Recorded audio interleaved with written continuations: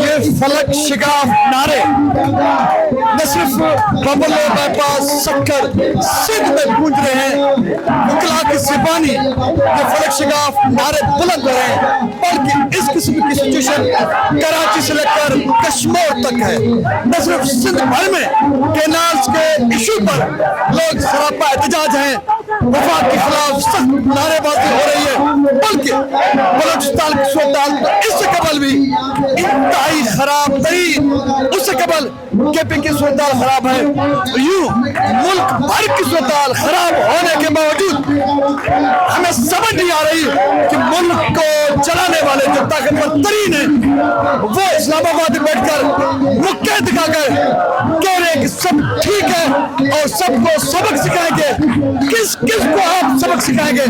خدا را اپنے حال پر، اپنی ذہنیت پر، اپنی سوچ پر نظر ثانی کریں۔ ایسا نہ ہو کہ ملک جو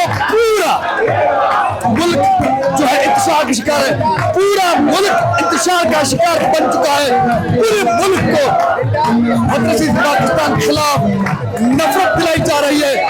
ایسی صورتحال پیدا کی جا رہی ہے، ایسا ماحول پیدا کیا جا رہا ہے جس کے نتیجے میں مدرسی پاکستان سے لوگ نفرت کریں، جبکہ حقیقت یہ ہے کہ ریاست کو یا مدرسی پاکستان کو جو چلانے والے ہیں وہ آمکوں کی جنت میں رہ رہے ہیں،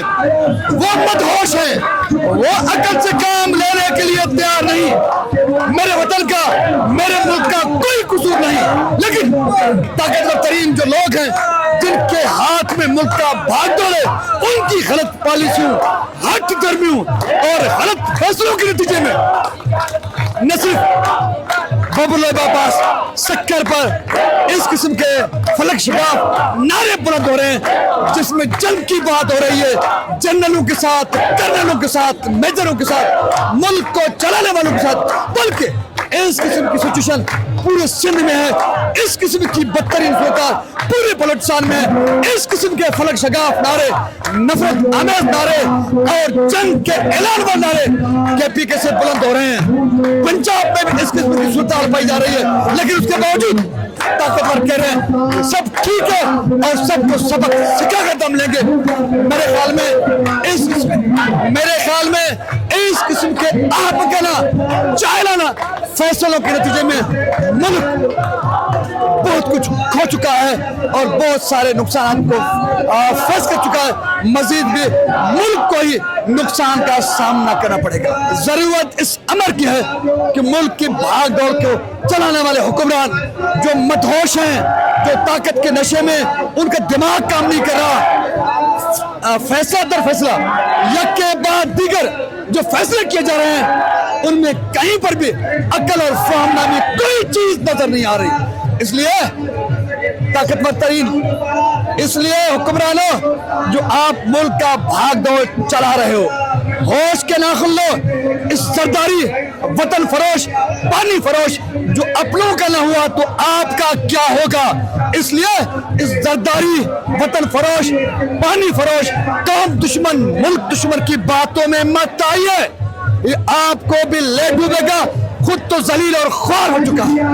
تو اس لیے اس احمق اس فرعون کی باتوں میں مت آئیے. خلق خدا کی زبانی